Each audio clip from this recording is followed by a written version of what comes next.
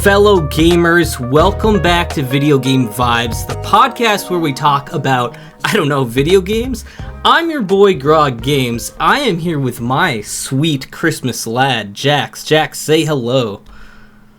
Hello everyone, Merry Christmas. If for those of you that celebrate it, enjoy it. Or winter holiday. This will be our final episode of the year. This will sort of be a holidays and New Year sort of episode, and we're going to talk about some of our favourite games, some of our favourite things in general of the year. Yeah. And I'm excited because obviously we're going to talk about our favourite games because that's what we do. But also, bring up favourite anime of the year. Maybe some of the worst stuff that we've watched as well. That's always a bit of fun. Yeah. This is where I get to just sort of dump on all the anime sort of things I have in my head that I can't do, IRL because no one else watches anime. Buddy, you need to get someone to watch anime. You need to get some people converted over to the weeb side here with us. Don't worry, if it's not anyone else, it'll be my son. That's good. Start him early. The first thing I will be watching is Attack on Titan. Oh, yeah. Like 5 years old. I mean, that's how old Aaron was, right? So it's fine. Oh, perfect. There you go. But are you looking forward to, I don't know, do you get any time off this time of year? I get some holiday time off. Yeah, I've been trying to get my PTO down. I think I have I probably have 30 something hours left, so I don't know. I never end up using all my PTO, which is a shame, but they also give me a lot of PTO. PTO, is that personal time off? Is it either personal time off or paid time off? I thought it was paid time off. Oh, okay. Yeah, either way. You don't take all your time off? Well, I get a ludicrous amount of hours, and also it's something. Okay. That's good. In America, it sucks. It's very corporate, and they always, you always feel bad taking time off, and also you should never never feel bad if that's the hours, if that's what you got. I just don't want anyone messing with my stuff while I'm gone, I have to send certain reports, and every time that I have to be hey, can you cover these reports while I'm gone, they always get messed up somehow, and so when I come back I have to redo it, or I mess up with some other problem that has to do with it. I know, I need to take it though, I do. But yeah, I have some days scattered around. I think I have the 15th off randomly. I got some days before Christmas, so yeah, it'll be good. Got taking some time for myself, for the family.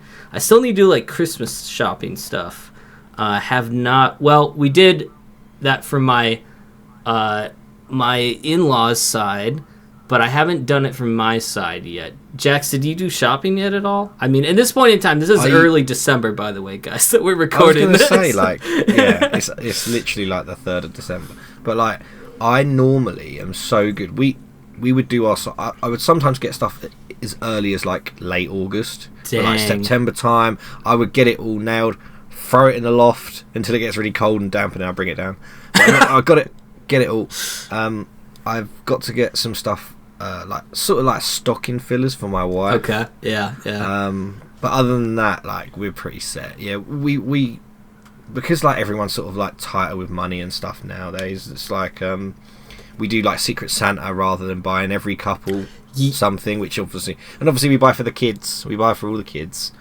But yeah, it's slightly easier than it used to be. Yeah, and less expensive. So it's going to be good.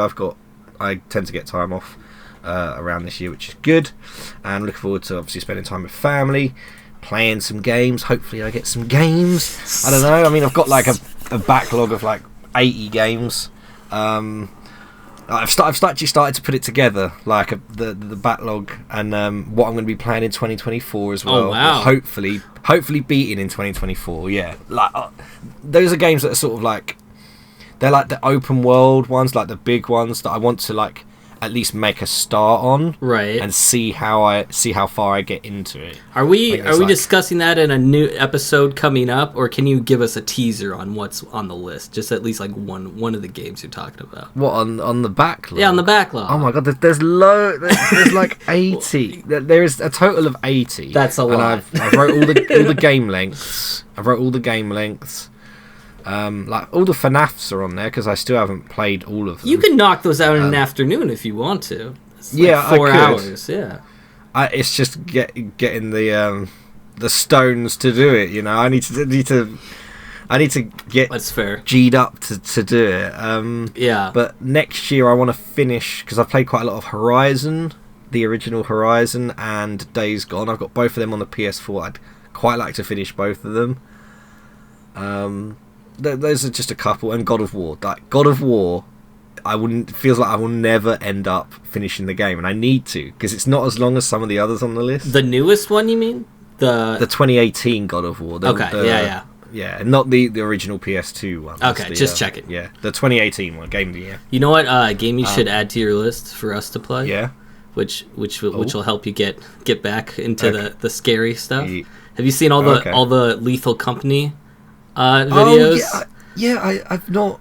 Like I've heard of the game. It's like blowing up and stuff. Like, so it's a co-op game, right? Okay, yeah. I don't know a ton about it, but what I heard, it's made by like one guy I think he's like 22 or something too. He's like this young kid, and he made it all by himself, and it's worth like $1 million now because it's blowing up and so popular. It's essentially like it's meant to be a multiplayer game. I think you can play it by yourself. I don't know yet, but you should be playing it with people. But the gist of it is you team up and you work for the corporation, and they send you to like an abandoned planet, and you're basically supposed to be like scrap junkers. So you go into these buildings and you get scraps and bring it back to ship, so then you can get paid. And when you go and do that, you're essentially getting hunted by all these monsters and aliens that are showing up. So you got to work with your team in order to communicate with each other. So you could have like one guy back in the ship, like on the comms, like locking doors and stuff, and then everyone else is inside. And there's actually like a crazy variety of monsters and stuff. I haven't put a lot of hours into it. I just got it like this weekend. I got peer pressured into it. But it's not that scary. But it seems like a lot of fun, Jax. I know you said that you gotta... I'll tell you what. Yeah. If I get it, can we schedule a date before the new year to play some? Hey, you know what? Do you want to play with me next Sunday? Next Sunday? Yeah, let's do it. I'll get it on Steam. One of my YouTube buddies wanted to collab with me next Sunday, and nice. I need someone to play with me. So we have a fourth. So if you want to play... All right. I'll try and pick it up. Join in, or we can reschedule. Yeah, but I'm like, everyone else. I feel like you could do good at that game. I think you'd have some fun. We'll talk about it later. No pressure. No pressure. Right. But should we move on to starting this list? I mean, we got to get through 10 games minimum, counting honorable mentions, right, Jax? So just for the record, these do not necessarily have to be games that came out in 2023. Yes. Because like we are old, and as we established, we have backlogs. Yeah, exactly. Like I like to think that a lot of people will obviously be playing games that won't necessarily have come out this year in their games of the year. It's not the case for everyone, but for someone like me who ends up playing a lot of games the year after, and this list is kind of very telling of that. So do you want to hit us with your number 5 in your list? Do you know last? Well, hold on. I want to do an honorable mention before I get to my number 5. Oh, okay, sorry. Actually. Honorable mentions. I want to do an honorable mention of your list. Yeah, of my list, which means I almost hit it as my top 5, but I'm going to refrain from it. Okay. Just a brief mention of something I've talked about on the podcast before, Hogwarts Legacy, that came out this year. This came out early in the year. It came out in February. You know, I don't have to talk much about it because everyone knows or have heard of it at this point. You're essentially a 5th-year student going to Hogwarts. I had to put it as an honorable mention because I love Harry Potter so much, and the fact that I got to go around Hogwarts at all in an open world setting was amazing. I didn't put it on the list because I didn't beat the game fully. So I don't know. It just dropped off for me for some reason. I don't even have a good reason for it, Jackson. No, I think that's a reason in itself, though. If you play a game and you set out and you think you're going to beat it and you're going to enjoy it and stuff, and you enjoy it for a bit, but you just don't end up getting back into it and you just drop it off. That's like a reason in itself for why it might not have made the list compared to something else, you know? Fair point. Yeah, exactly. You know? So I had fun with it. I will be putting it on my list for 2024 for finishing. And I think it was a good, probably the best, dare I say the best Harry Potter game that we got. Just, frankly, from being easily. I remember when that came out and it was all of the memes of the PS1, like Harry Potter and the Philosopher's Stone and Hagrid and the pixels, like the blocky faces and the voice acting. Oh, it was so funny. Yeah. Honestly. Just really, I do have a little bit of nostalgia for like the Game Boy Color Harry Potter Sorcerer's Stone game. Because they made it really weird, and they made it like an RPG almost. So like every time you kill a monster, you'd get equipment and stuff like Final Fantasy.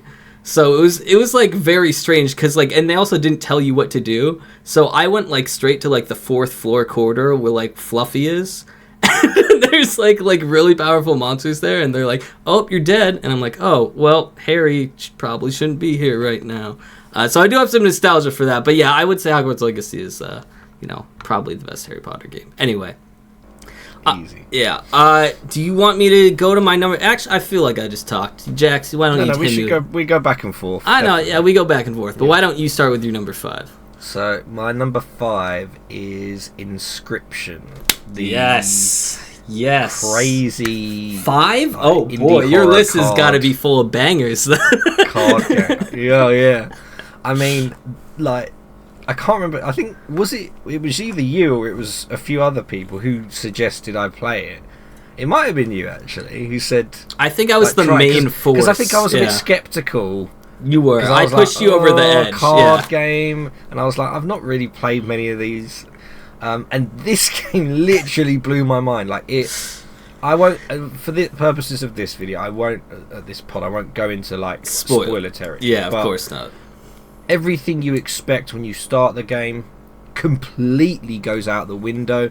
It's got sort of like IRL elements in there. The story and the narrative just goes so much beyond what the initial game makes it look like it is, and it's just a journey. It's such a ride, and then beyond that, the card game itself is so much fun. I nearly spent £300 on an Etsy. Someone made the card game basically. I was this close to buying the whole deck and everything. Yeah, I was that much into it. I loved Inscription, and I'm just annoyed at myself that I couldn't do a lore video on it because it got so complex. I felt like I wouldn't do it justice when I was trying to write a script for it. But yeah, I've spent 72 hours playing Inscription because there was a I don't know if it was a DLC or a new game mode that was made where it was just the base card game essentially, which is the best part, and I played a lot of that after completing the main story. So I racked up about 70 hours in that, and a great game. Definitely deserved to be on my list, but I think it came out at least 2 or 3 years ago, at least. Yeah, it was a little bit ago. I want to say 2019 or something, but yeah. Great game. I highly recommend Inscription. Excellent pick. I did not know you hit 70 hours. How much of the mod was that for hours played? Oh, that was it. It's called Casey's Mod. That's right. I reckon, because I did a lot of streams of Casey's Mod, I reckon it was at least 5 to 10. Oh, okay. Was Casey's Mod. So most of it was that regular game. Oh, most of it was the story for sure. Yeah. Which is, wait, it didn't take you that many hours to beat it, right? It didn't, because I think you can beat the game in technically 15 hours or something. I definitely maybe most of it is Casey's Mod. To be fair, I don't know because in my head I'm doing it based off the streams, which are 2 hours ish. Yeah, but maybe it was more. But I did die a lot in the early on in Inscription, in the story, so it could have been. Okay, yeah, just wondering. Yeah, I need to get back into that. Without saying any spoilers, I'm at a part in the game where I can't go back to the part that I want to be at. So, yeah, I'll try my work my way through and put some more hours in Inscription next year. Have you not finished it then? I still haven't, I think. No, I have not. I have not finished it. I thought I did, and then I didn't. And then I maybe had implanted false memories in myself, thinking that I did, when it was really my brain saying, hey, you watched Markiplier beat it, remember? And I was like, no, I'm pretty sure I beat it. Oh my god. Yeah, I know. You're watching YouTube implanting memories of you beating it. My life is sad. Moving on to my fifth video game. My fifth place game of the year. Fourth. Oh no! My Hogwarts was my honorable mention. Oh, Hogwarts was the honorable mention. Yeah, God. Yeah. Sorry. No, you're good. I just wanted to go to you. I didn't want to tie. Number 5 on the list because I didn't have any honorable mentions. Yeah, my number 5. I'm putting this on here because I think it is an experience and it's a game that has a lot of potential, and that is the MMO Palia Online. I've talked about this before. It's made by Singularity 6 Corporation. It is an MMO that came out this year. It's essentially a mix between Stardew Valley, Breath of the Wilds. It's sort of like an open world community game. There is no combat in the game. All you do is collect things and talk to villagers. If you want to do some actiony stuff, there is a hunting skill, and you can go around shooting deer, which is actually a lot of fun. And it actually became my favorite skill over fishing, which says a lot because I love fishing in video games. So I thought that was going to be my number 1. But it's really cool. You can go around and you just, there is romanticizing villagers, which I didn't get around to, but it's possible. They are constantly updating the game. So I know they just came out with an update with a new villager and some other new stuff that went along with it. But you just chill. Do some skills, go back to your house, build your house up. You can make a mansion, essentially, if you want to. If you want to be a mid-maxer, you can mid-max the game. They have, different mechanics involved where if you're grouping up with a bunch of people, you get more experience if you're all training the same skill right next to each other. So there's, a thing called cooking parties where you all go and you cook together in someone's house, and then you just get a lot of experience for it. And then there's a whole farming aspect of it, starting with farming plots and everything. So you sort of just go and do Animal Crossing-esque stuff and chill. And I think it was a good game. It was a good experience. When it first came out, me and a few internet friends and real-life friends played for a little bit. And it was good being like, oh, hey, what are you doing? How'd you get this upgrade for your house? How'd you get that chair or whatever? But I haven't played it in a little bit. It did fall off a little bit for me, just because I've been focused on other stuff. But I feel like it could be a very good secondary MMO that I come back to every once in a while. It's also free to play, so you don't have to spend any money on it right now. I did support the game and spent $10 on a costume just because I want them to succeed. I don't want the game to fail. But yeah, I think it's a good thing, a good game to look towards. At least try it, see if you like it. Jax, you still haven't. You didn't try it yet, did you? I didn't. No, I watched. I think I watched. Did you do a stream? It was either a stream or a video. Yeah, I think I streamed that it. Sort of broke the game down a lot, and I do think you say it was free to play. It is. Yep. I think it's heavily going to be down to the community to really keep it alive. Yeah. When is it like in early access or is it fully live now? It's still early access. Yeah. Okay, so that's all right.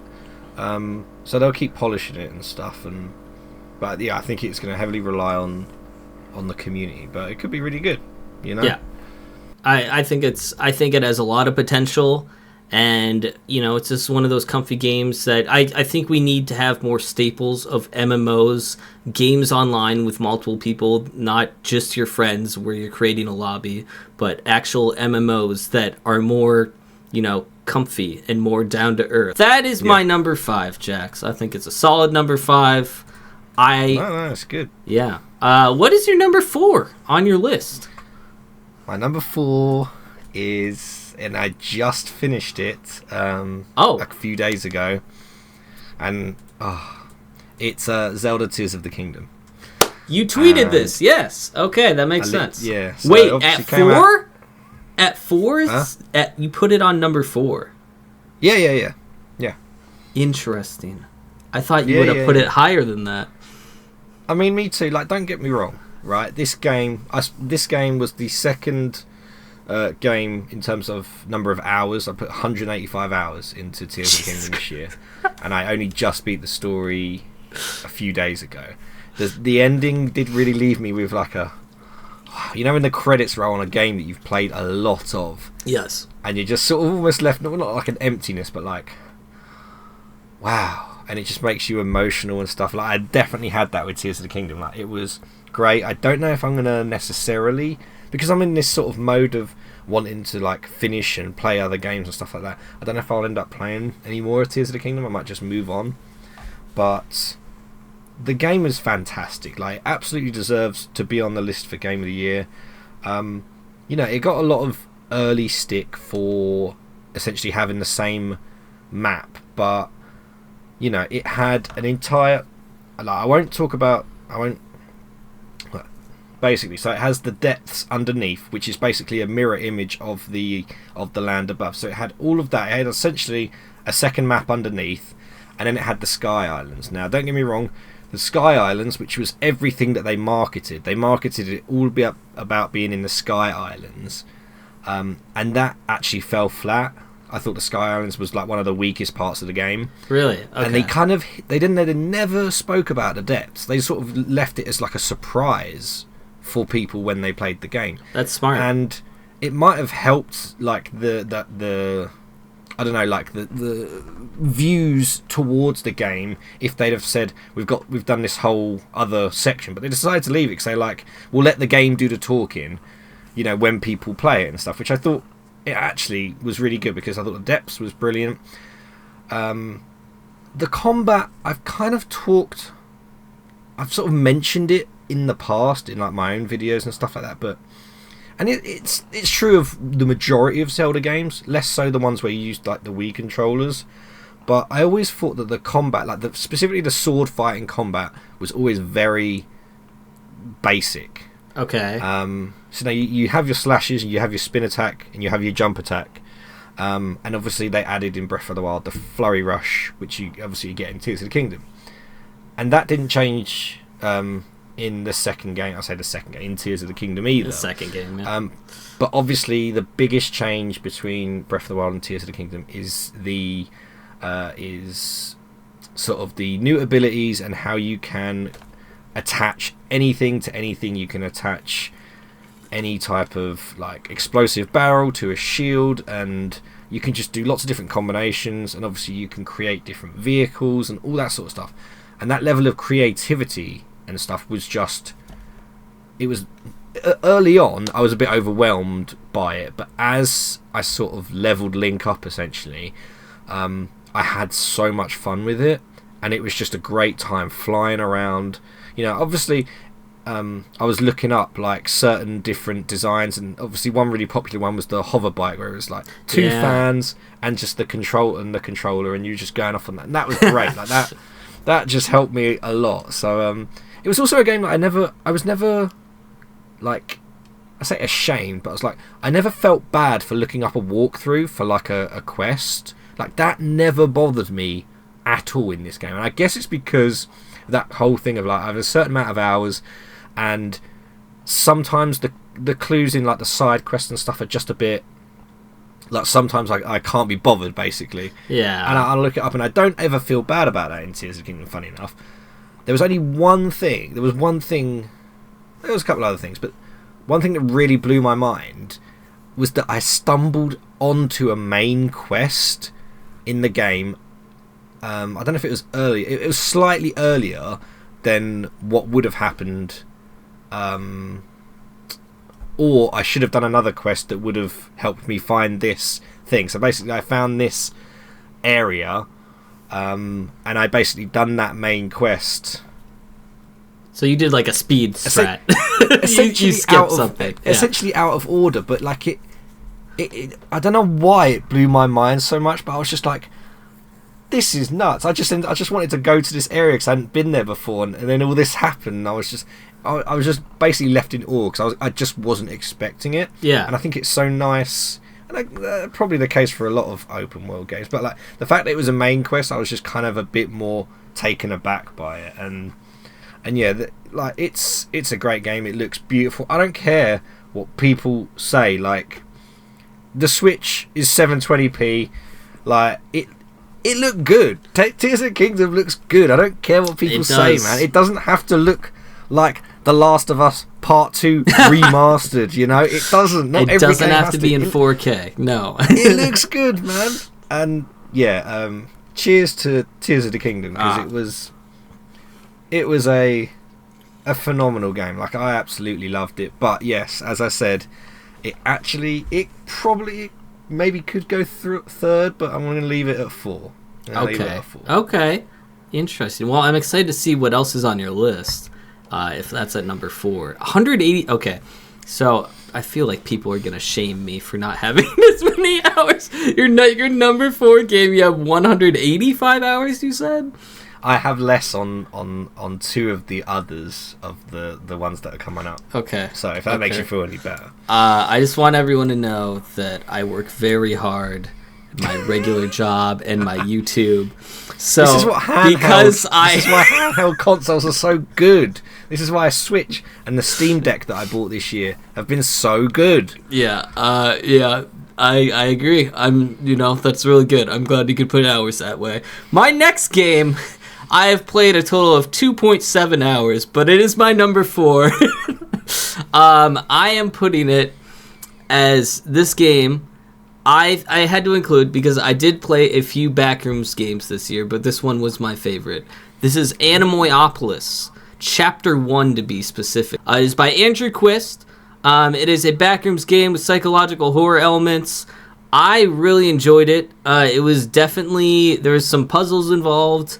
There wasn't really any jump scares. Like, unlike some horror games, they just rely on jump scares for the feels. This one was just, it just terrified me being alone by myself all throughout, the back rooms and through different areas. They have, like, this main hub that looks like a cruise ship. I don't know if it's supposed to be a mall or, like, a cruise ship, but you're in this main hub, and then you have to go through elevators to get to different areas, and then you go through those, collect tickets in order to get enough tickets to go to another level, essentially. And you go through these 5 different areas, and then I won't spoil it, but there's a story in relation at the end. So there is an actual storyline that will progress as we get more chapters, since, like I said, we only got chapter 1 by itself. But I had a lot of fun. It was actually extremely creepy. Just because there was no jump scares doesn't mean that it was not scary, because there are some horror elements that pop up at you. Not necessarily... okay, that sounds like jump scares. They don't pop up at you, but you're involved in this atmospheric situation. I was going to say atmospheric. Yeah, atmospheric is the correct word. That it terrifies you. I had a lot of fun in that game. I think I'm going to definitely buy the next chapter with it. So I thought it was a good pick, and that's why it's on my list. I just had a good time. Some of these games that I have made and put on my list, I have put on my list specifically for the experience, the emotions that I felt while I played those games. They don't have to be AAA games, but I do have a question. Yeah, of course. My memory is so bad. Was all of the backroom stuff and the Kane Pixel stuff, was that this year, or was that last year? Are you asking if Kane Pixels uploaded this year, like the first the backrooms hype when all the games were coming out? That's an excellent question. Let's find out right now. Was that this year or last year? It feels like this year. For me, it feels like last year, but maybe it is this year. Maybe it was end of last year. Hold on, let's find out. Even so, there's still good backroom games being made now, and the hype is still there, because there's a backrooms film coming, isn't there? Oh, it's 2022. Yeah, he's working on a film, so... Yeah, he's working on a film, so that's... so the hype is still going to be there. I just like the backrooms. Really cool. I don't think I played that one, to be fair. But yeah, like you say, you don't need to have jump scares for it to be like a game. I know you're not partial to horror games in general, so that's fair enough. Like, Yeah, it was interesting. There's stuff that happens in that game which I don't want to spoil, so I won't talk about. But yeah, I had fun. Right, also, mini golf. There's a mini golf in there that you can do, so it's a good thing. Okay, I love me a good mini golf. I was just gonna smoothly transition to another horror game. Oh yeah, let me put that to your next horror game over there. Yeah. So my number 3 on my top 5 list for games this year is Signalis. Signalis. I don't. Have we talked about this? I don't. I'd like to think so, but if you've not played it, man. Yeah, go on, dude. Okay, so I've played about 15 hours of it. The plot, the synopsis in general, is that a scout shuttle crashes on an unknown planet, and we are the Elster unit. We awaken and search for our missing partner, which is Ariane. We descend down this really weird tunnel staircase thing, and the game kind of goes from there, and you continue to move down and down on this unknown planet, and it gets very Lovecraftian. Oh, so it's like a sci-fi almost, though, mixed with Lovecraftian. It's absolutely, yeah. It's a sci-fi. It's dystopian. There's space travel. It's advanced tech. You're playing as like a replica unit of what they call an Elster. And again, like this is what I mean. It's like a lot of it I just struggled to understand. And I know you might be thinking, sitting there going, well, why is it third? Why is it ahead of Tears of the Kingdom?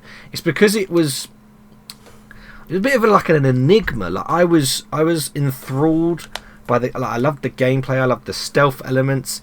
It was really atmospheric and scary, and I think I tweeted. Yeah, I did. I tweeted this a while ago back when I was playing it. I think honestly it has the best sound design in a game I've ever played. What? Like, really? Without a doubt. Yeah. Oh, absolutely. The way it creates tension, even in just the action moments and stuff, and the screams and stuff, it was all so perfect. Who made this game even again? Though the developers, let me check. Humble Games and Playism. Okay, that sounds familiar. I think if you look at like the main picture and whatever, you probably recognise it at some point because it was very well acclaimed last year. But yeah, it was just an some experience. Yeah, it's very. I'm like, for someone on a podcast, I'm really not doing it justice right now, so I do apologise. But like, please play it, because it would just leave you with loads of questions. Like I think there's 3 or 5 different endings and stuff, and trying to just piece stuff together alone, its lore is just nuts. And I'm trying to understand, and I don't think you're necessarily supposed to. You might try to. It's one of those where I think it's up to your interpretation of the story and the ending and stuff as to what you think sort of happened exactly and stuff. But like, the gameplay was amazing. I love the sound design. I love the art style and its use of contrasting colours and stuff like that. It just looked great. Like, it looked great, it played great, and I know it's ahead of Tears of the Kingdom, and I'm sticking by that, despite the fact that I can barely even talk about it. So I guess really quick, you don't have to go in depth, but is there a true ending to it? And are we going to get a lore video on your channel about it? Well, see, that's it. I tried writing this like with Inscription, but this was harder. Like, I tried, because I said to myself, I was like, I'm not going to do a lore video unless I feel like I fully understand it. But I literally said to myself, I was like, I don't understand this game, and I tried. I went back, and I was like, right, okay, I'm gonna take my time, and I went through it, and I'm like, I still don't get it, and I almost feel like at this point I'm like, maybe I'm just not supposed to, and you know, there's a little point, yeah. There's a little bit from it from HP's Lovecraft, The Festival. You know, there's lots of like flashing real world images, and the game goes first person in some instances. Oh, it's like weird memory stuff. Yeah, it's such an experience. Like, please play it if you like survival horror, atmospheric horror. It's just a trip. That's what it is. It's a trip. There you go. It was a trip just trying to talk about it. I'll have to put it on my wish list, and I'll give not it a like try. Scary. Like, you could easily handle it. Okay, all right, totally. Yeah. I will do that then. I would love to have an experience from what you're describing. And speaking of experience, is my number 3, Jax. Yeah. My number 3, my middle of the road top 5, was the game that I played once, and I beat it in one sitting, and it was nice. 4.5 hours long, and that is Firewatch by Campo Santo. Oh, great game. Firewatch, I had it in my library, my Steam library, for a long time, and I just hadn't gotten around to it. One day on stream, on a random Tuesday, I was like, oh, I'll play Firewatch. I know it's an indie game. I don't really know what it's about. Yeah, you were in the beginning. Yeah. And I booted it up, and I didn't know what I was expecting, and I got one of the best games I played this year. So it is, I would say first off, it is an adult storyline, so there's some adult themes and cursing and blah, blah, blah, which normally I don't play on my channel, but I didn't care because the experience was amazing. But I'm sure the kids from Fall Guys loved it. They probably did. I was like, don't say that word, children. Yeah, it's a game where you play as it's a single-player first-person mystery set in the Wyoming wilderness where your only emotional lifeline is the person on the other end of a handheld radio. You play as a middle-aged man called Henry, whose life you experience within the first 5 minutes of the game. The intro to the game by itself it's amazing. It switches... For me, honestly, had, like, Last of Us... Yeah. Like, honestly, to that same emotional scale, it's the way they do that intro is just like it hits you so good. I can't think of another game that tied me to the character so fast. They kept switching back and forth between like text of like your backstory, and then you had to make a decision. I don't think the decision affected too much in regards to the story at all, but it was like still giving you that choice of, hey, I want to beat up this guy mugging me or not beat up this guy mugging me, or like which kind of dog do I want to pick or whatever, and then you get to name your dog 2 different things. Like it just little details like that. It goes from like a text-based thing like that to you walking in the Wyoming wilderness in the future, and then it cuts back to the text-based, like your backstory again. And the whole thing is like it's not something that couldn't happen. It is not like a fiction. It is fiction, but it's something that you could see technically happening. It felt like it was like a crime drama in a video game. Obviously it was a little fantasized to the point where it was like, oh yeah, this is crazy, but it's nothing supernatural or anything. At least it doesn't seem like that. I don't know. It's very complicated. Hold on, I'm gonna cut that last part out. Hold on a second, Jax. Let me refrain my... I don't want to give away the ending. It was a very emotional experience that felt like I was in a crime drama book, and I didn't know if there was something supernatural going on. All I had was I was stuck in this watchtower. I was talking to someone else on the radio, and something was happening, and I did not know what was happening. And it's transports you back and forth between like, oh my gosh, I'm in this mystery thriller, to we're okay. This is Henry's backstory. I'm Henry. I'm trying to live my life, get my life back on track. Oh my gosh, what is chasing me right now? Oh, I'm just looking at this beautiful nature. Like it did the like jerking emotionally back and forth, and how it ties itself at the end is what got me. And I'm not going to give details because I think everyone should play this game and experience it for themselves. It was a ride, and I still think about it. I still think about it every once in a while. I played it like a good number of years ago, and it is genuinely an emotional journey. I love the voice acting in that game is fantastic. It's too good. Yeah, it's so good. Like I think Delilah in particular is great. She's the person on the other line. I think she's absolutely brilliant. And yeah, it's basically a walking simulator, but it's just such an emotional experience that, as I say, like once the credits roll, you're just left with like, wow, you know, you're just left with that sort of moment. And the visuals, you know, looking across the like the like forest. Yeah, and the forest? caverns and stuff. Like there's a little map, and you got to walk around this national park essentially as you're trying to figure out this mystery, and also do normal everyday stuff like pick up trash. So like, yeah, the visuals themselves, they are very pretty. It's not the best graphics, but it doesn't need to be. Yeah, it's a good art style. It's a great art style. It's a great art style. Anyway, that's my pick for third. Very, very good pick. Thank you. Thank you.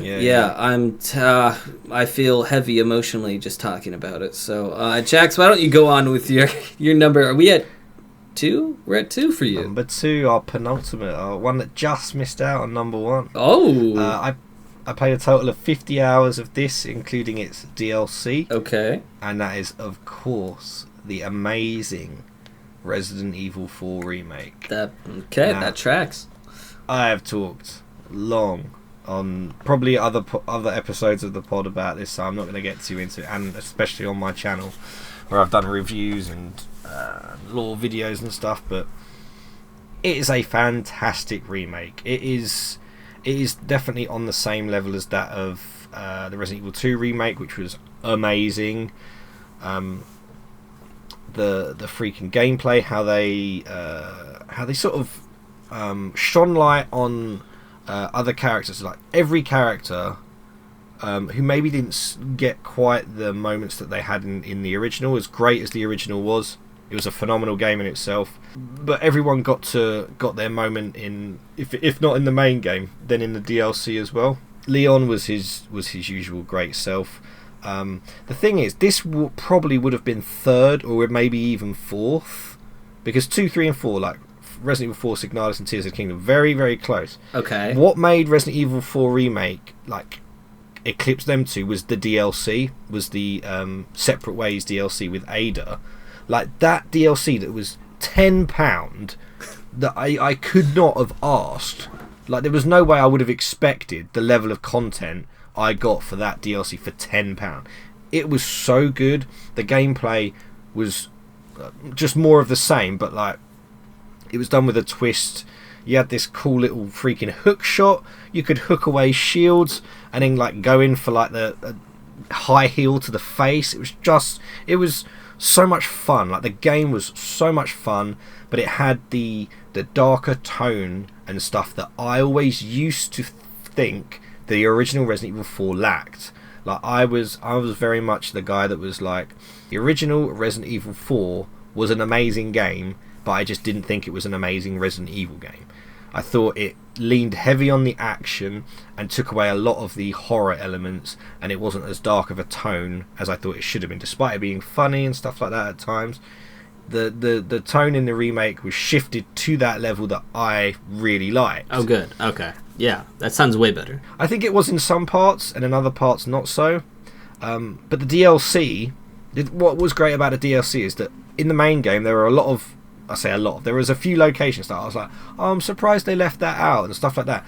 Things that I said about the Resident Evil 3, I was like, oh, they left that out. That's I can't believe they left out the clock tower area. And then in Resident Evil 4, I was like, oh, they left out the sewers. Well, no, they saved those areas they left out for the DLC, and you played them through as Ada, and I thought that was such a clever thing to do. They repurposed old puzzles and done them in a different way, with like nods, like little Easter eggs and stuff like that for like OG fans and stuff, which I really liked as well. Like it was just so well done, and Ada in the DLC was just such a badass. There was the bit with the lasers. Like if you've not seen I don't want to spoil it, but there was like a chase sequence towards the end of the game. It has the lasers that are obviously originally they were in the original Resident Evil 4, but they were taken from that first Resident Evil film that was complete crap. But they've taken but it was much better done in the Resident Evil 4 remake DLC with Ada. I've got to say, just action sequences, sort of voice acting, everything. This game was amazing, and I think I was nervous about how it would go, but they put in the love and care and attention to the Resident Evil 4 remake.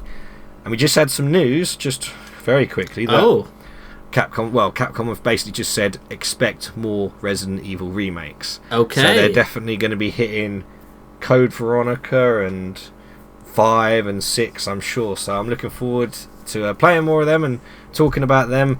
Hopefully, like I talk about Resident Evil 4 and Resident Evil 2 and not about the Resident Evil 3 remake. I'm not going to get into it. I mention it in almost every video. Almost. Moving on.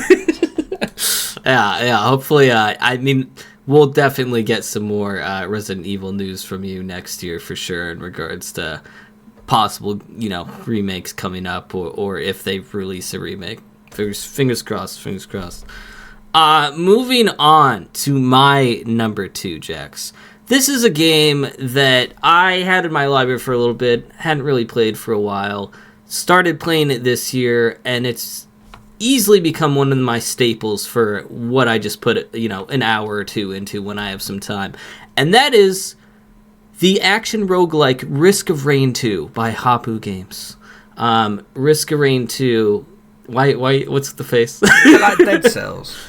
Is Risk of Rain like side scrolling? That Risk of Rain 1 was, yes. Risk of Rain 2 is a action roguelike where you are stranded on a planet and you have to fight through several levels. It depends on, what levels you select as you go along. Or you don't get to select, but you can alter it in different ways to go to different levels. Anyway, you can go through like 5 or 6 levels, and then essentially you have to leave the planet, and that's the point. But you're powering up your character as you go along, by collecting items, and it's just a really fun game. So Risk of Rain 1 was side-scrolling, as you said. They essentially were trying to, recreate it again, but then they thought, as they were doing it, they were like, oh, why don't we just make it 3D? And then they overhauled almost everything what they had and rendered it all in 3D. And I was hesitant because I really like Risk of Rain 1, and I was like, I don't know how I feel about your 3D world with this game. Like, I was like heck bent on like the side scrolling and being like, oh, I love the fact that it's like, an old school game pretty much. But I can confidently say that this game, in my opinion, is better than Risk of Rain 1 now.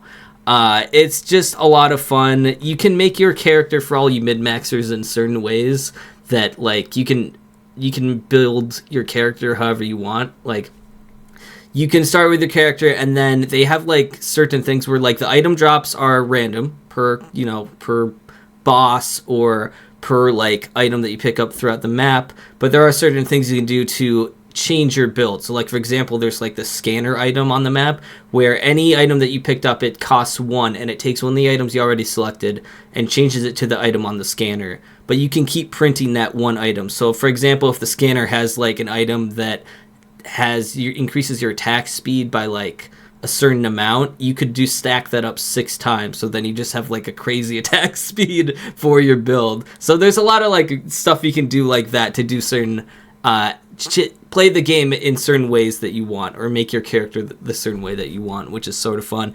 And also it's multiplayer, so I highly recommend playing that with your friends. It's a lot of fun. What else do I have to say? Do I have anything else to say about it? Not really. It's just crazy how like when you're playing, you feel so powerful. Like, I'll be playing and I'll be like, oh man, this is it. I'm gonna beat this run so easy. And then it'll change in like the blink of an eye, and I'll be like, oh well, I guess I'm dead. I thought we were really cruising. Because one of the aspects about the game, Jax, is you're technically timed for the game. I say technically because how it works is every level you spawn, and you have to find the teleporter in the level. It's hidden somewhere. It's random at different times, and you have to find it. And then once you hit the teleporter, essentially it's a game of defending the base where a boss spawns, and you have to stay within a certain radius of the teleporter until it powers to 100%. So you have to fight off like a horde wave of all these enemies.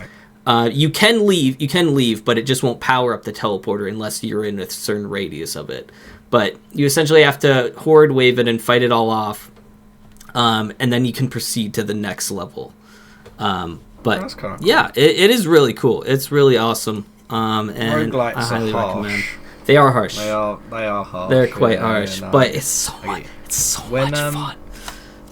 When did that come out? 2019 of March. Okay. Yeah. Can you believe that's nearly 5 years ago? No. No, I can't. Oh man. I see these TikToks all the time where it's what are we doing, when man? you think the 2000s was like 10 years ago, and it's like, no, it's like nearly 24 years ago. And it's like, wait, what? Yeah, time flies, and it's terrible. Time flies when you spend in 209 hours in my game of the year. Yeah. My number one. Did you say you have honorable mentions before, or are you going straight I didn't, no. Okay. Well, no, because the honourable mentions were the games in the rest of the list. Gotcha. I guess I would mention, not that it like matters, but I suppose it does in terms of hours played. I also have 115 hours in FIFA 23. Oh. It's kind of like my guilty pleasure game that I play when my football team Chelsea are doing terrible, and I have to play as them to pretend like they're actually better than they are. That's I feel like you're not the only one, so it's one of those guilty pleasures that you're not alone, Jax. Don't worry. It's good fun. I was playing it earlier.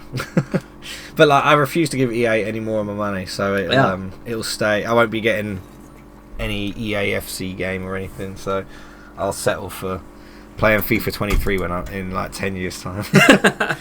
But yeah, anyway, on to my game of the year, my number one, and if you couldn't guess, it is Elden Ring, of which I have over 200 hours in. Of course it is. Okay, man. No, I didn't know if I knew you loved it, of course. I didn't know if it would make the list. So. Oh, it absolutely, like, it was clear of all of 2, 3, and 4 are very interchangeable. I think Inscription being 5 is good, but like Elden Ring is so clear of the others. Like, okay, so if you don't know what Elden Ring is, look at Game of the Year last year, basically, because it was Game of the Year last year. It was like the open world Souls game, and it made me fall in love with open world games again. It made me feel like I could play them for that length of time again. I know that sounds nuts. You had a very open world year, Jax. I mean, we've done an episode on the Elden Ring, so I don't want to go over like what I've already said. Yeah, you can listen to that if you guys want to hear all of our thoughts on Elden Ring. We deep dive into Elden Ring, but because before that, prior to that, I hadn't played I hadn't played through a big open world game in quite a while because I didn't think I'd just have the time. And 209 hours of, I think I bought Elden Ring in like December of last year or January of this year. I think so. Yeah. I think it was around January actually. And don't get me wrong, it took me a while. I looked up like where to level up and like grind runes. Was it? Yeah, no, it's runes, right? Yeah. I was gonna say, what's the currency again? I haven't played it in a while. But yeah, the game was such an experience. Like, there is so many different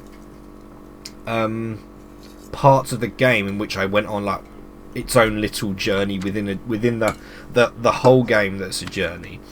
Like the initial challenge factor of someone that's never played a Souls game walking into this being like, okay, I don't know if I can do this. Like, I don't know if I have the patience to die 100 times to the same boss and go back for more. Like, I played Metal Gear Rising Revengeance and I got to the final boss and I couldn't beat the guy, so I never returned. Aww. Like, he was ridiculous. So that's the same. Yeah, I'll probably add that to my backlog. That's so relatable though, because I thought the same exact thing. I was like, I can't do this. I want to beat Elden Ring. I want to play it. I want to experience it like everyone else, but I don't know if I can. Exactly. Yeah, I don't know if I can get there. You get told by all these people like it's Game of the Year and stuff. You feel like you should have that experience as well, and then you go into it and it's like a reality check. You're like, no, you've got to, if you want to play this, you've got to be committed. You get to the first boss. I've forgotten his name now. But you get to the first... no, starts with an M. Morgit. Morgit the Grafted. No, that's Godric. Oh, Godric the Grafted? He's the second. That's the fire guy. That's the dragon boy. This guy, you fight him twice. Yeah. So, so he's like the first main boss of the game, forgetting the fact that there's like mini bosses all over the place. Yeah. And he's like your first true test to make you think, like, can I really play this game? Like, am I going to do it? And I remember, and I think I clipped it as well, like, beating him. And it was such a... Like, you've beat bosses in games before. Like, this really felt like an achievement to me. Mm-hmm. Like, beating that guy really felt like something. I was, like, very, very proud of myself that I beat this boss in this video game. Yes. But no, genuinely, it felt like quite an achievement. And it made me think, right, okay, I can actually beat this game. Like, I after that, I was like, right, I'm going to actually do this. And I'm going to try and do this and try and do it right. And then as the game sort of went on, as I said, I looked stuff up. I wanted to give myself the best chance to do it.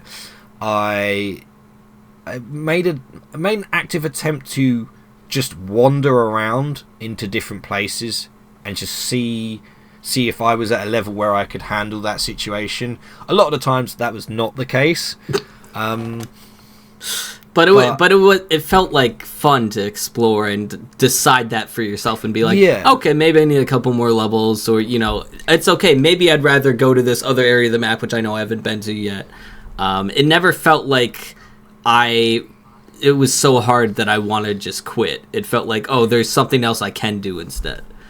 Exactly. Yeah.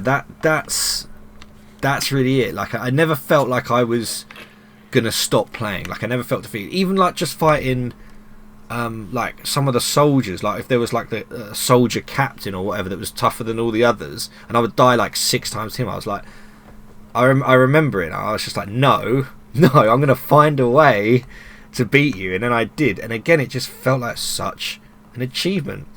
And then I got stronger. You start fighting dragons and like the fighting. I'm trying to remember which dragon it was that I fought first, and it was just such an experience, because those bosses, some of those the size and the scale of some of those bosses was unbelievable. Fighting I think the 2 bosses for me that really blew my mind. Again, I talk about this in the Elden Ring one, but I'm just going to bring it out real quick.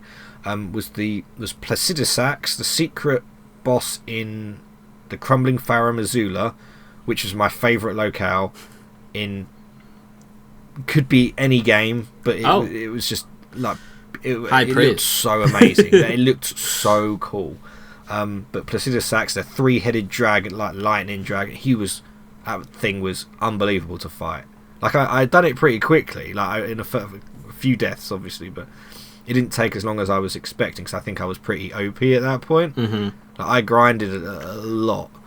And the other one was, I forget what it... Oh, God, I'm going to forget what it's called. Yep, I've forgotten what it's called. So let's ignore that. But it was cool. Like, just... the mind behind some of the lore and stuff like that, and obviously it was done by the lore, and the world building was written by George R.R. Martin. Yeah. Obviously, we don't know to what extent, but he definitely, was there. Like, he certainly I don't know if he did all of it. I'm sure it has a lot to do with like the families and stuff, because then it got to a certain point, and like probably this was about probably 150 hours in, I started understanding aspects of the lore, because the game tells you about everything through like environmental storytelling, and you hear stuff from people sort of as and when, but it doesn't get directly told to you. You have to kind of piece it together. And then I sort of went a deep dive on like lore videos on YouTube and stuff, and that just made me like even more just like want to I wanted to make sure that I went to every area and beat every boss. Like, I almost missed fighting, I think it was Rykard. I almost missed fighting him before I beat the final boss. And I'm glad I didn't, because I'm pretty sure he got me the sword that I wanted to. It was a really OP sword. Is it a Faith sword? A faith build sword? It does scale with faith. Okay. It's the one that if you look at any tier list for Elden Ring weapons, it will probably be number 1. Oh, okay. I forget what it's called, but it's so OP. It like does a lava blast. Anyway, I'm definitely going over stuff we've already discussed previously. But it was just a phenomenal experience, and I'm looking forward to another game that matches that experience for me, because Resident Evil 4, Signalis, and Tears of the Kingdom, and Inscription, they all did something themselves, but they did not quite do what Elden Ring did for me this year. I mean, it's hard to beat. It's hard to beat. Something else. Yeah. It is, but I've done it. I haven't beat Melania, though. I need to do that. Yeah, well, I'm sure we'll get an update. That's probably one of the goals for 2024, right? I suppose, because I imagine DLC will be coming in 2024. Oh, yeah. So. No, that's true. Very true. That is my number 1 game. That's a good pick. It's an a year later pick. than everyone else. A year. Still got there. All right. It is time for my number 1 game. And you know what? I know you're yelling at your phone or your car speaker right now saying, Grog, is it RuneScape? Is RuneScape the number 1 game? And I will say, I played that the most this year. It's not my number 1 game. I thought that the number 1 game did deserve this spot a little bit more, because it is truly a unique game. And that is Vampire Survivors is my number 1 pick for 2023. You look surprised. Why do you look surprised? A little. What, really? I thought it'd be RuneScape as well. No, I'm not. RuneScape is like, God, I don't know. It's a different comparison, you know. Vampire Survivors, if you guys don't know what this game is, it is an action roguelike bullet hell where it's basically sort of like an old arcade game where you have a character and they have like an ability. Like there's a character that starts out with a throwing axe, there's a character that starts throwing knives on the side, or like a little whip or whatever. But it's really easy to play. Anyone can play, because all you do is walk around. You auto attack, and you just got to move in a certain direction. You don't have to press any certain buttons or anything.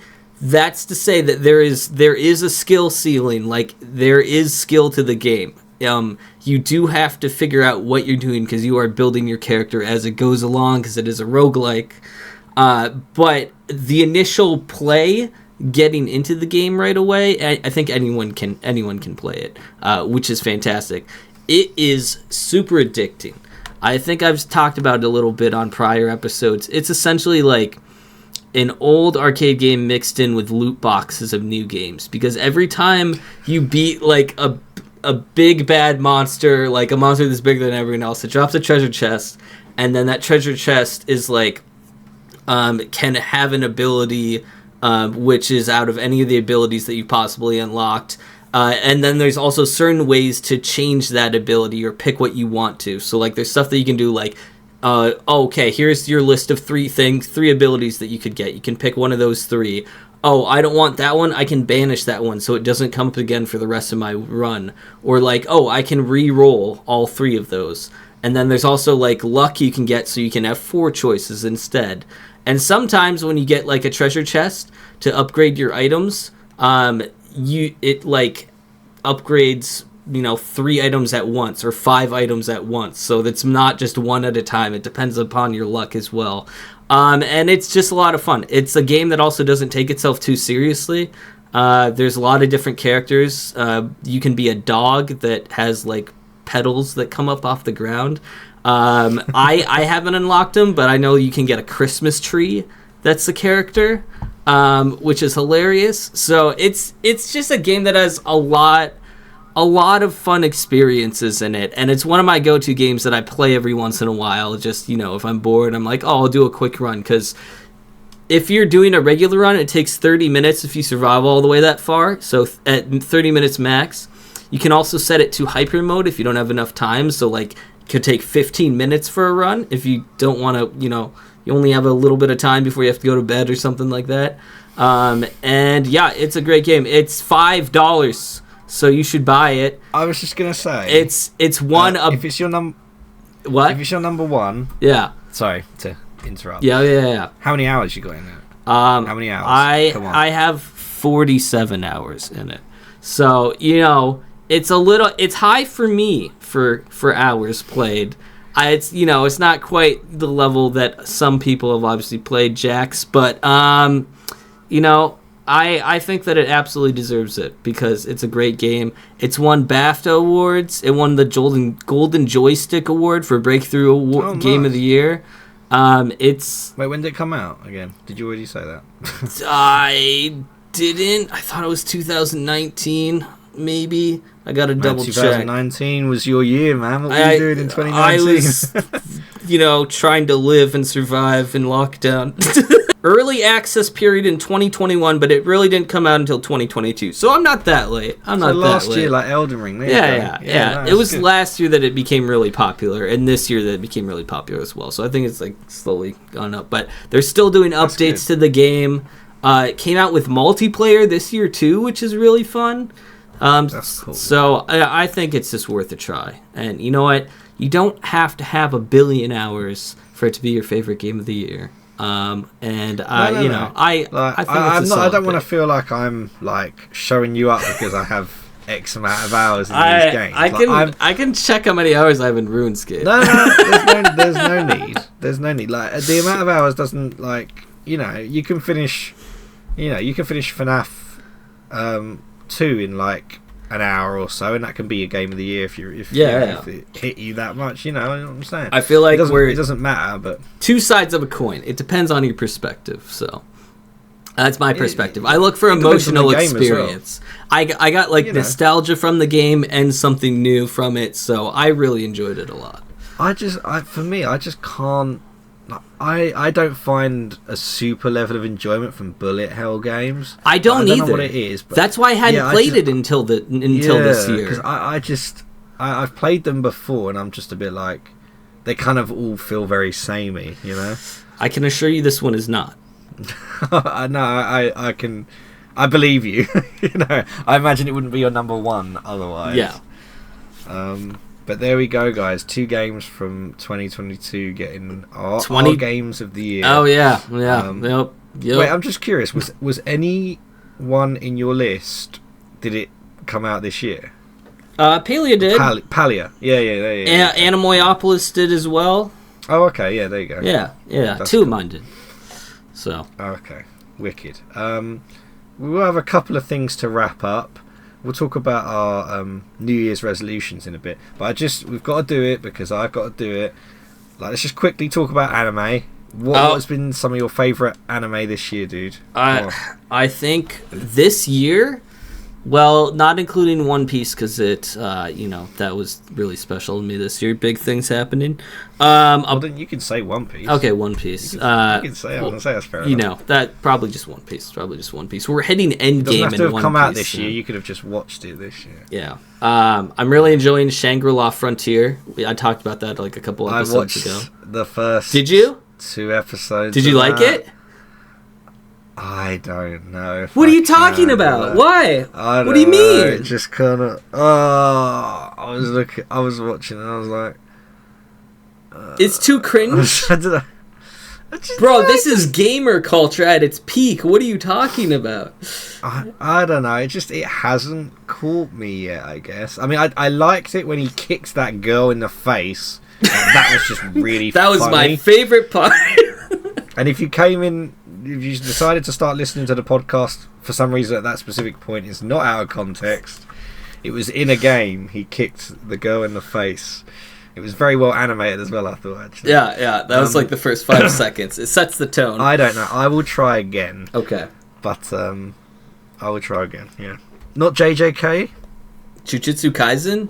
I mean, I'm going to say Jujutsu Kaisen is my anime of the year. I'm going to say One Piece is my favorite anime experience of the year. Okay. Yeah. No, Jujutsu Kaisen, I mean, I don't even want to talk about it because I don't think it's necessary. You guys don't need my opinion. Just go watch Jujutsu Kaisen. So obviously I watched JJK. I loved the film when obviously you told me to go watch it, and I did. Oh, you did? And that was... Yeah. Oh, it was so good. And it really helped sort of... It helped, obviously, because I'd started watching Season 1 and I'd watched a bit of Season 2. So then to go back and then watch that it was obviously helped sort of piece things together and stuff. It was really good. Like, I really enjoyed it. This year was the first year I watched Black Clover, and I fell in love with Black Clover. I think now that Black Clover is underrated amongst the generic anime community as one of the best shonen. Yeah. One of the best shonen? I like Black Clover. I mean, this is coming from someone that has not watched One Piece or Naruto, to be fair. So there you go. You haven't watched any of Naruto? So I don't really Naruto? have much of a... Huh?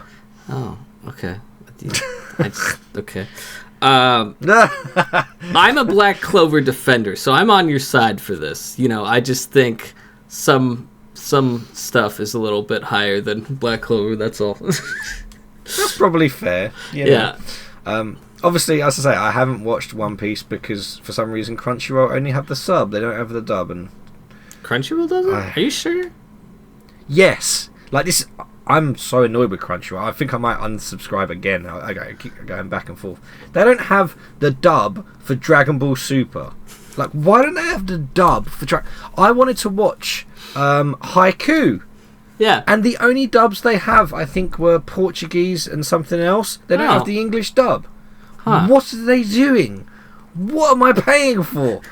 I mean, I'll watch some stuff in sub. I'm still waiting. I don't think it's released yet, to be fair, but the Attack on Titan final part dub, I don't think that's been released yet, to be fair. Yeah, so obviously JJK, I think in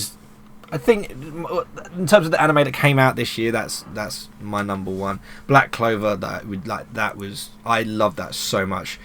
Aside from the weird, unnecessary stuff that you find in a lot of anime, I'm talking about Gauche, yes, of course. The mirror guy. Talking about him, yes.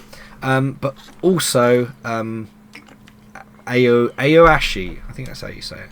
Aoashi, the football, the soccer anime, because I loved Blue Lock so much, which I watched last year, and I was looking for more ones like that. And then I rewatched Blue Lock this year and remembered how much better Blue Lock is than Aoashi. Yeah. Blue Lock is awesome. God, are we getting Blue Lock next year? I hope so. There's a film, a Nagi film, isn't there, coming out? A Blue Lock? Yeah, Blue Lock have announced... Is it canon? Like probably, but it'll probably just be like his backstory and stuff. Okay. It makes sense that they can do that with like so many of those characters. They can just backstory lots of them. Yeah, that's true. And then obviously like sprinkle in like what's about to happen in the next season. But yeah, love. I really enjoy Aoashi. It's just not as good as Blue Lock. But yeah, I thought Black Clover was unbelievable. I actually love that so much. It picked up as you went along. Yeah. All right, Jax, really quick. What are our 2024 resolutions? I'm assuming this is video game related. Yeah. Or can be life related. You know, it's entirely up to you. I don't know. I have a cat now, so that's pretty much it. I peaked. That's cool. Yeah. So downhill. yeah, pretty much. I don't know. I think for 2024, I like you said, I gotta work on the backlog. I gotta finish Elden Ring. I'd love to do another playthrough of Cyberpunk and play it differently than what I did the first time. I feel like I've missed out on everything in Cyberpunk. I don't know what the heck I was doing. Gotta be Hogwarts Legacy again. RuneScape, I need to get to Endgame. I will be getting to Endgame this year, and I'm very pumped about it. I'm still doing Trailblazers, so yeah. Nice. Anyway, yeah, a lot of stuff. Also, don't make me say it, but I feel like this is the year for Silk Song. Just saying, it's gonna happen this year. God. It is. Why even get teased about it anymore? You know, it's not worth it. It's worth it. I mean, you know, it's funny because they want to be all like, take your time. You know, you don't want to rush anything, stuff like that. But then it's at a certain point where it's like, well, come on, give us the game. You know, but like this is the thing, right? If you, because when was it originally announced? It's been like 5 years ago. It's been like 5 years. Really? Yeah, it's been like See, I think it's kind of like I didn't want to compare it to Cyberpunk, but it's like if you announce something early enough, then you're just allowing yourself to disappoint people if you can't. Like that's just a long time. Yeah. With only like a little snippet of like a teaser and stuff. We got like a trailer this year, I think. We got gameplay. Yeah, there was something, yeah. There was something this year, which was huge because like they hadn't said anything until now. But I don't know. I wish they were more. I want them to take their time. I don't care. I don't care if it takes another 5 years for the game to come out. But I need them to be more transparent with us. They need to tell us more stuff. I don't know why they don't. That's the part that annoys me the most. Do you know what they should do? They should have done it, and I said it's like Hades, right? So a lot of people weren't expecting a Hades 2. Yeah. And lo and behold, I can't remember when it was. You're absolutely right. We got an announcement and like a full-on trailer for it, with the announcement that early access is Q2 of next year. Now that means that they've been working on it for quite a while and they didn't announce it, which is great, because if you don't announce anything and then you have something at least basic sort of prepared to show off, and then you sort of drop it out of nowhere, people are excited because you know that hey, that looks like when is that coming? Like, that looks polished, that looks good. Yeah. And like Hades 2 early access next year, like, because they've been working on that for a while. Like, I think a lot of people just assumed there wasn't going to be a Hades 2. Like, I didn't. I agree with you. I think they should have just not said anything until the game was at least halfway done. And then maybe been like, bam! In a year, boys. I don't early know. Access, like something like that, yeah. Like, and then they could, focus on the community feedback and stuff like that. I don't know. I think if they could go back, you'd like to think they probably would, and they regret saying it so early, maybe. Maybe. Yeah. Anyway, Jax. Maybe. Yeah. Cheer me up. What's your goals for 2024? Right, okay, so resolutions, right? So video game related ones. I do want to make an active attempt to play some of the games in my backlog. For a start, ones I haven't played before. I've got a few on my list that I'm going to bring it up. And then for 2024, I'm not planning on getting through. Like, what have I got here? I've got 96 games on my backlog. Wow. So I don't plan on getting through 96 games next year. But from my 2024 list, I've currently got 6 games that I would like to complete. 2 of them are just DLCs, which wouldn't take very long. But I've got like 2 open world games, which are Horizon and Days Gone, which I previously mentioned. I want to play more of Binding of Isaac Repentance. Okay. Because I love Binding of Isaac, and I haven't played. I bought the Repentance DLC not long after it came out on Switch, and I played it for a bit. And I never really continued it. And I love Isaac. Like, I love the run. So I need to carry that on.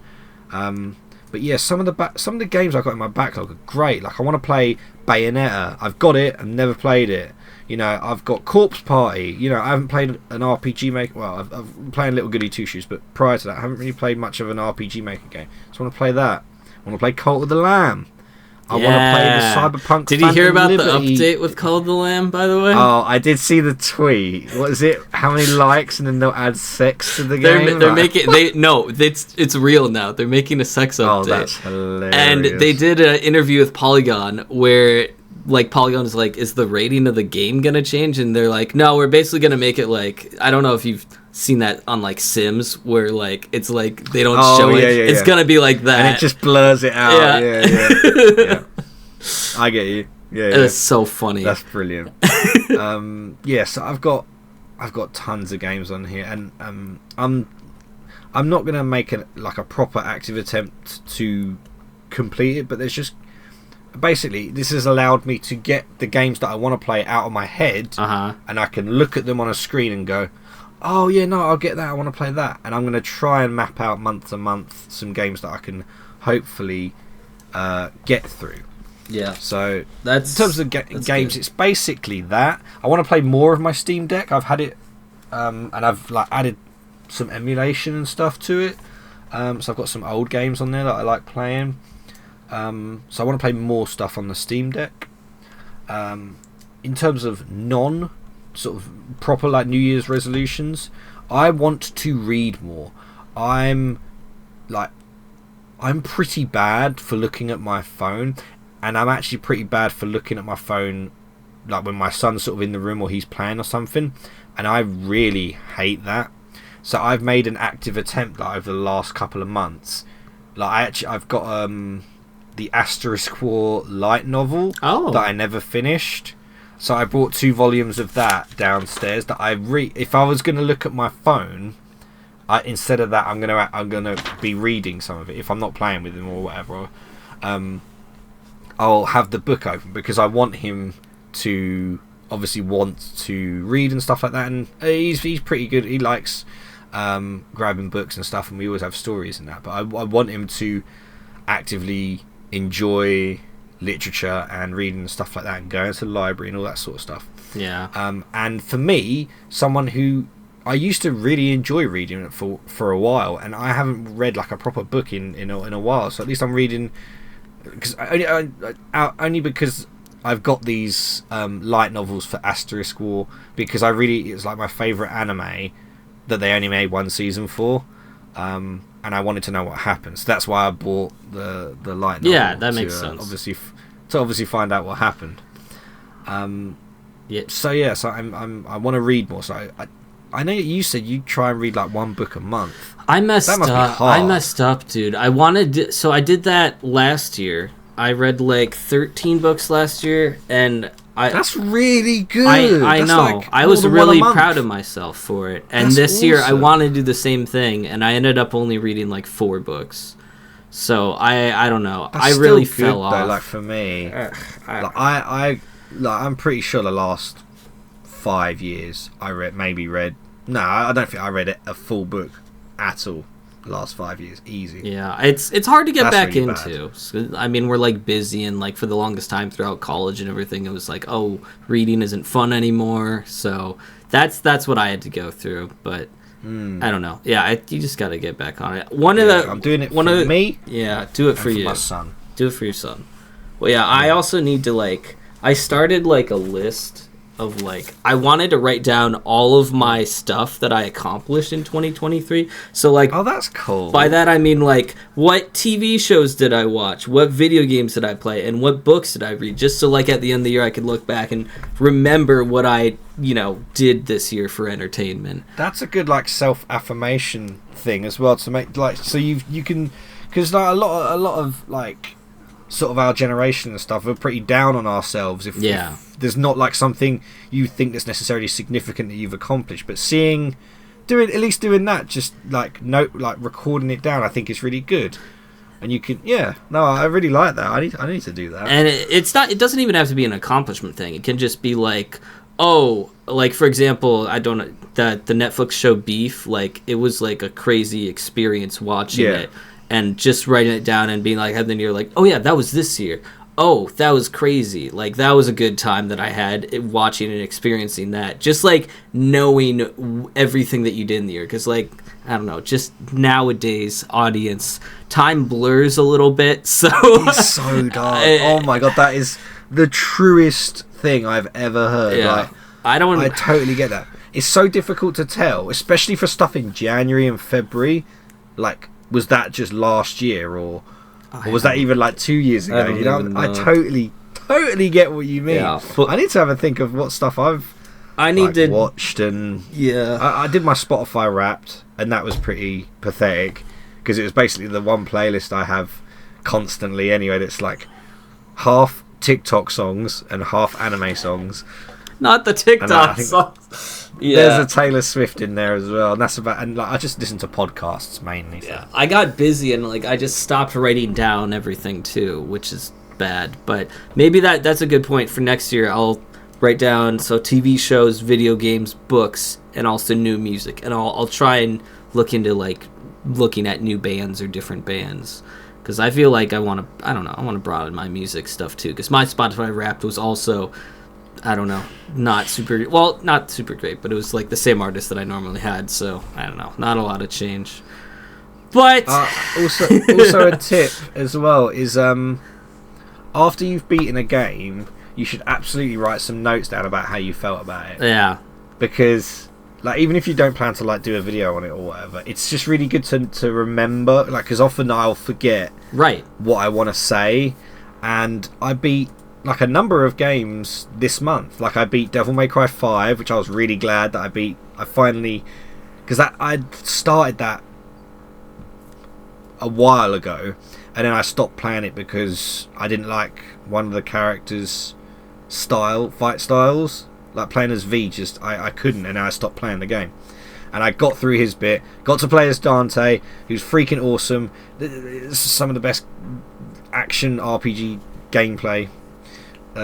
Anyway, so and then I just write down like just like a paragraph in my backlog spreadsheet, like what I thought about it, what I liked, just like a mini like paragraph review of it, just so I can look back and remember. I was like, okay, that was really great. And maybe I want to go back and play some more of it or whatever. Yeah. Oh, lots of big shoes. 2024 big shoes. But ladies and gentlemen, I hope you enjoyed this extra long podcast today. Yeah, man. For the year of 2023, our favorite games, and what we want to do in 2024. And if you enjoyed this podcast, please rate us 5 stars. If you're on YouTube, please subscribe. You can find us anywhere that fine podcasts are found. Jax, why don't you have the Merry Christmas? No. I'm not going to do a video game quote. No, I wasn't going to say that. I was just going to say, okay. Do you want to say the last words of 2023 for the podcast? Oh, yeah. It doesn't have to. It doesn't have to be a video game quote. Just Merry Christmas and Happy New Year, and happy seasons for everyone who's listening. Just thank you so much, because I think sometimes we're not. We don't check enough like analytics and stuff as to the numbers of people that are watching and listening. I think that's something that we need to do ourselves, is to take a bit more time to sort of engage and connect with those of you that are listening and stuff. So if you've ever commented, if you've ever 5-star rated us, liked, just thank you so much, because we enjoy doing this so much. And we had our first guest on for the episode before, which was Gobs, and he was great, by the way. Just saying, the next time you see him, which I might be around, the holiday seasons, if not like tomorrow, I don't know. But he was really good and very eloquent. Yeah, I thought he was very eloquent. Yeah. And we're hoping to have more guests. We have sort of an idea about contacting some people. So yeah, we're still. I think we've done this for like a year and a bit now, but we're still sort of trying to. Yeah, we're getting to a point now where we really need to sort of take it to the next level, I think. Yeah. And maybe 2024 should be the year that we start doing that. Yeah, I agree. So look forward to what comes in 2024, and I guess we will see you in the new year. Thank you guys so much for watching and listening. Goodbye. I want to give you the last words, so I didn't say. I thought you were going to just say bye. I said you could have bye. I know.